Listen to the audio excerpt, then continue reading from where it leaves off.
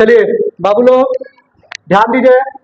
आज हम लोग को क्लास 8 का एक्सरसाइज 3.4 पढ़ना है।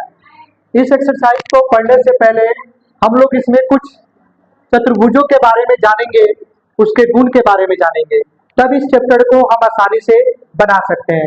तो सबसे पहले देखिए बाबू, समांतर चतुर्भुज। समांतर चतुर्भुज क्या होता है? देखिए, वैसा चतुर्भुज जिसमें सम्मुख भुजाओं का प्रत्येक युग्म समांतर होता है। समांतर चतुर्भुज जिसमें सम्मुख भुजाओं का प्रत्येक युग्म समांतर, यानी ये वाला भुजा और ये वाला भुजा, यानी इसके सामने वाला भुजा क्या होगा? बराबर होगा। ये वाला भुजा बराबर होगा। इस भुजा के बराबर ये और इस भुजा के बराबर ये वाला भुजा होगा। बोले कोई दिक्कत? इसमें गुण देखिए क्या क्या होता है। सम्मुख भुजाएं बराबर होती है, यानी ये भुजा इस भुजा के बराबर, ये भुजा इस भुजा के बराबर। सम्मुख कोण बराबर होते हैं, यानी इसका ये कोण इस कोण के बराबर, इसका ये कोण इस कोण के बराबर होता है। ठीक है। इसके अलावा विकर्ण एक दूसरे को समद्विभाजित करते हैं। समद्विभाजित का मतलब हो गया, यहाँ पर जब काटेंगे ना, ये वाला भुजा इस भुजा के बराबर हो जाएगा, ये भुजा इस भुजा के बराबर हो जाएगा, यानी दो बराबर भागों में बांट देता है। अब आता है दूसरा, सम चतुर्भुज। वैसा चतुर्भुज जिसकी सभी भुजाओं की बराबर माप होती है। सम चतुर्भुज में सभी भुजाएं, यहाँ पर देखिए एक फिगर मैंने बनाया है, यहाँ पर यह सम चतुर्भुज है, इसमें चारों भुजा क्या होगी? आपस में बराबर होगी। इसके कुछ गुण है। समांतर चतुर्भुज के गुण होते हैं, सम्मुख भुजा बराबर होगी, सम्मुख कोण बराबर होगा, लेकिन विकर्ण जो है परस्पर लंब होते हैं। इसमें जो विकर्ण हम बनाएंगे वो क्या होगा? लंब होगा। लंब का मतलब जो होता है 90 डिग्री का एंगल बनाएगा। क्या बनाएगा होगा? 90 डिग्री का एंगल बनाएगा। 90 डिग्री मतलब 90 डिग्री का। आगे आइए, आयत। वैसा समांतर चतुर्भुज जिसमें एक कोण समकोण होता है। आयत यहाँ पर मैंने एक बना दिया है, इसका कोई एक कोण वो फिक्स है, आपका क्या होगा? समकोण। समकोण का मतलब 90 डिग्री का होगा। क्या होगा बाबू? 90 डिग्री का होगा। यहाँ पर देखिए विशेषता लिखी है। समांतर चतुर्भुज के गुण होते हैं, सम्मुख भुजा बराबर होगी, सम्मुख कोण बराबर होगा, प्रत्येक कोण समकोण होगा। इसमें आपका एक कोण भी हो सकता है और प्रत्येक कोण भी क्या हो सकता है? समकोण। समकोण का मतलब 90 डिग्री का हो सकता है। विकर्ण बराबर माप के होंगे। इसमें जो विकर्ण बनेगा होगा ये क्या होंगे? बराबर होंगे। यह विकर्ण इस विकर्ण क्या होगा? बराबर होगा। अब आइए वर्ग। वैसा चतुर्भुज जिसकी सभी भुजाएं बराबर माप की होती हैं। वर्ग में ये जो बना हुआ फिगर, इसकी सभी भुजाएं आपस में क्या होगी? बराबर होगी। समांतर चतुर्भुज, समांतर चतुर्भुज यानी ये वाला, सम चतुर्भुज ये वाला और आयत ये वाला, ये तीनों का गुण एक वर्ग में होता है। एक वर्ग में समांतर चतुर्भुज, सम चतुर्भुज और आयत तीनों का गुण होता है। उसके बाद है पतंग। वैसा चतुर्भुज जिसमें दो आसन भुजाओं के युग्म बराबर होते हैं। यहाँ पर देखिए आसन भुजा यानी सटा हुआ, ये भुजा इस भुजा के बराबर होगा, ये भुजा इस भुजा के बराबर होगा।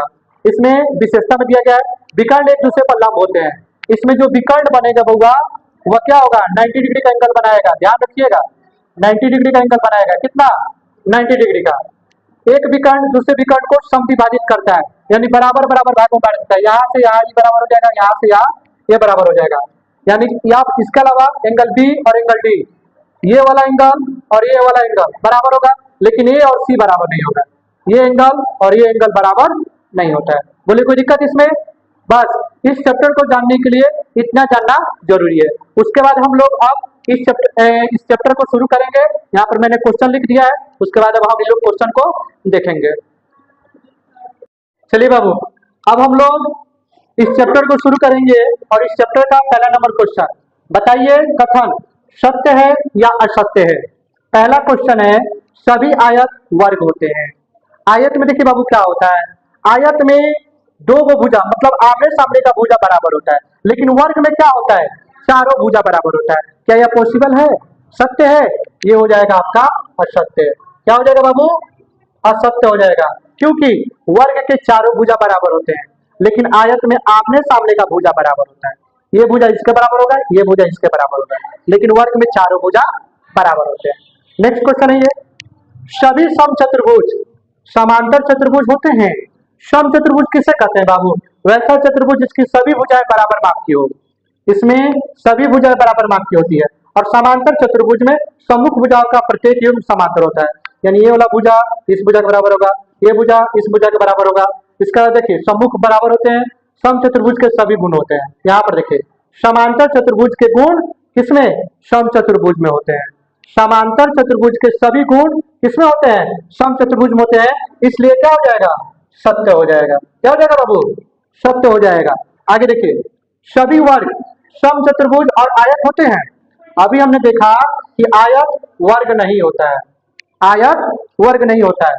यहाँ पर आपका वर्ग जो है समचतुर्भुज हो सकता है, वर्ग समचतुर्भुज हो सकता है, लेकिन आयत नहीं हो सकता है, आयत नहीं हो सकता है, इसलिए यह सत्य है। बोलिए कोई दिक्कत? चलिए क्वेश्चन नंबर डी, सभी वर्ग समांतर चतुर्भुज नहीं होते हैं। सभी वर्ग समांतर चतुर्भुज, वर्ग में देखिए समांतर चतुर्भुज, समचतुर्भुज और आयत सभी के गुण होते हैं। वर्ग में क्या होता है? समांतर चतुर्भुज भी होता है। तो इसमें क्या बोल रहा है? समांतर चतुर्भुज नहीं होते हैं, होते हैं। या तो क्या हो जाएगा? असत्य हो जाएगा। क्या हो जाएगा बाबू? असत्य हो जाता है। एक वर्ग में समांतर चतुर्भुज का भी गुण आता है, समचतुर्भुज का भी गुण आता है और आयत का गुण आता है। लेकिन ये बोल रहा है कि वर्ग समांतर चतुर्भुज नहीं होता है, तो असत्य हो जाएगा। अब आइए, सभी पतंगे समचतुर्भुज होते हैं। अब पतंग का देखिए गुण क्या होता है? विकर्ण एक दूसरे पर लंब होते हैं, विकर्ण एक दूसरे को समद्विभाजित करते हैं। लेकिन आपका समचतुर्भुज में क्या होता है? समांतर चतुर्भुज के गुण होते हैं, भुजाएं बराबर होती है, कोण बराबर होते हैं। तो ये क्या हो जाएगा आपका? सभी समचतुर्भुज पतंग होते हैं। तो समचतुर्भुज में विकर्ण लंब है, इसमें भी आपका क्या हो जाएगा? इसमें बोल रहा है समचतुर्भुज में विकर्ण परस्पर लंब होते हैं, विकर्ण परस्पर लंब होते हैं, और इसमें भी क्या बताया है? विकर्ण लंब होते हैं। कोई दिक्कत? ये आपका हो जाएगा सत्य है। बोलिए कोई दिक्कत नहीं ना है? अब आइए, सभी समचतुर्भुज पतंग होते हैं। नहीं, यहाँ पर ध्यान दीजिए, पतंगे बोलना कि समचतुर्भुज होते हैं। पतंगे में क्या होता है? लंब होता है और समद्विभाजित करते हैं। ये आपका हो जाएगा असत्य है। लेकिन समचतुर्भुज पतंग होता है, तो समचतुर्भुज के सभी गुण होते हैं और परस्पर लंब होते हैं, तो इसमें भी लंब होता है। यह क्या हो जाएगा आपका? सत्य हो जाएगा। बोलिए कोई दिक्कत? उसके बाद है सभी समांतर चतुर्भुज समलंब होते हैं। समलंब में क्या होता है? आमने सामने का भुजा क्या होता है?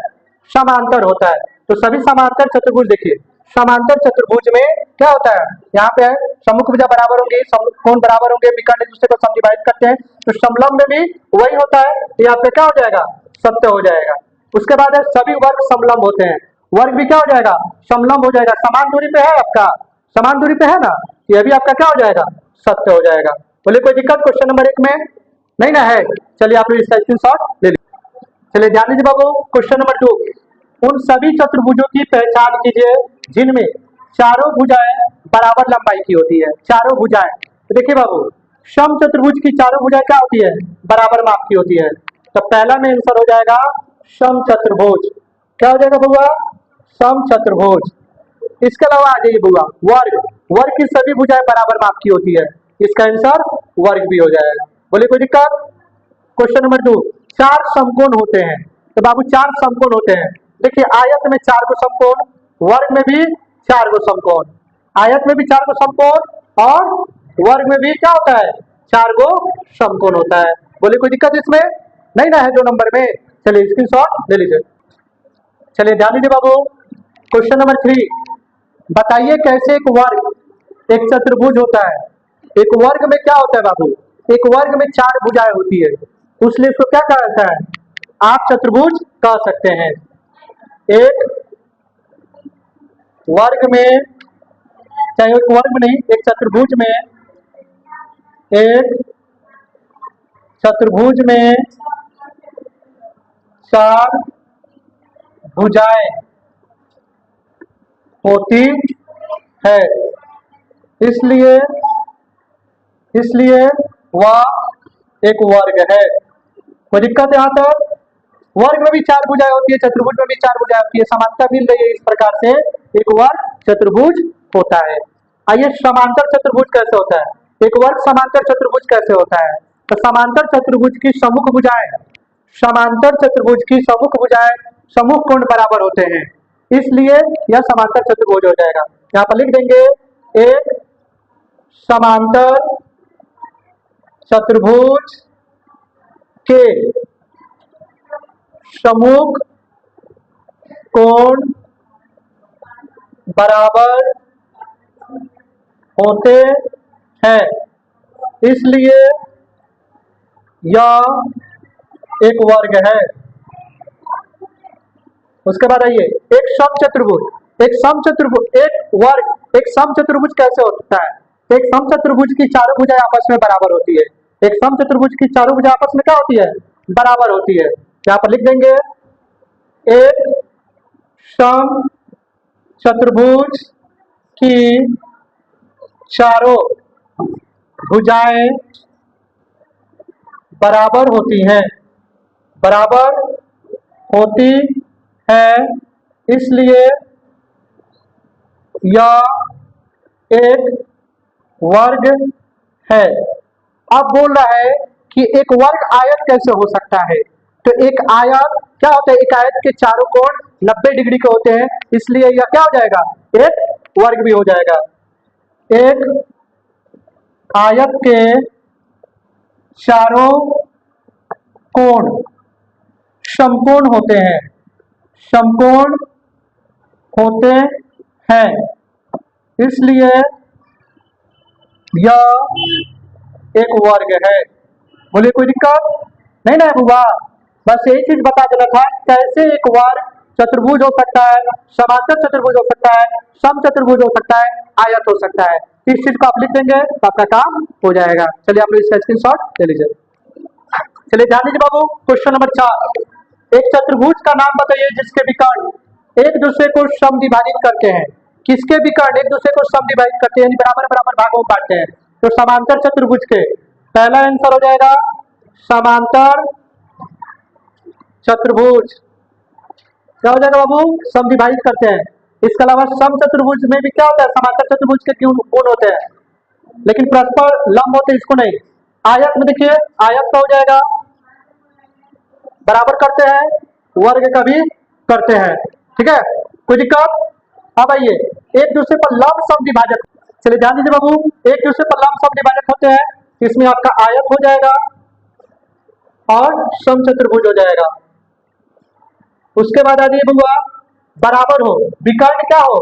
बराबर हो। तो वर्ग का विकर्ण बराबर होता है। वर्ग में आप देख सकते हैं, इसका विकर्ण जो आप बनाइएगा बिल्कुल बराबर होगा, और आयत का भी विकर्ण क्या होता है? बराबर होता है। बस ये आपका क्वेश्चन 4 नंबर हो गया। बोलिए कोई दिक्कत नहीं ना है? चलिए स्क्रीनशॉट ले लीजिए आप लोग। चलिए ध्यान दीजिए बाबू, एक दूसरे पर लंब समद्विभाजक, यहाँ पर आयत नहीं वर्ग कीजिएगा, यहाँ पर वर्ग कीजिएगा। चलिए आप लोग इसका स्क्रीनशॉट ले लीजिए। चलिए ध्यान दीजिए बाबू, क्वेश्चन नंबर 5, बताइए एक आयत उत्तल चतुर्भुज कैसे होता है? हम आयत के बारे में जानते हैं बाबू, आयत 4 भुजाओं से बना होता है और इसके विकर्ण अंदर होते हैं। उसी तरह उत्तल चतुर्भुज क्या होता है?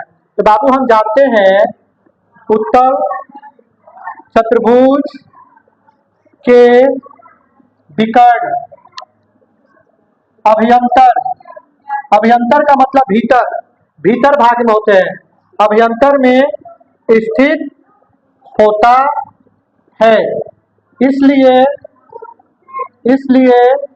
एक आयत उत्तल चतुर्भुज होता है, उत्तल चतुर्भुज होता है।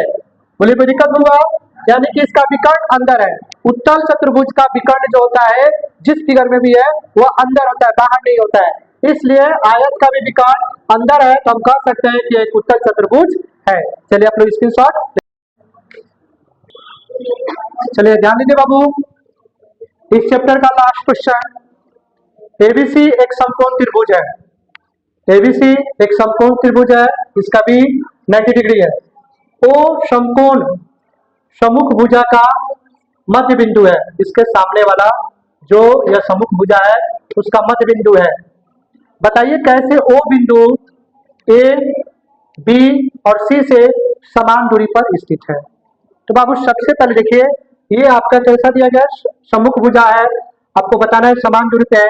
तो यहाँ पे, यहाँ एडी समांतर है बीसी के, इसके अलावा एबी और सीडी आपका समांतर है, इसलिए ए बी सी डी आपका क्या हो जाएगा? ए बी सी डी एक समांतर चतुर्भुज हो जाएगा, समांतर चतुर्भुज होगा। जब इसकी भुजा समान दूरी पे है, समांतर है, यानी ये इसके समांतर है, ये इसके समांतर है, तो एबीसीडी क्या हो जाएगा, समांतर चतुर्भुज हो जाएगा। अतः हम जानते हैं कि समांतर चतुर्भुज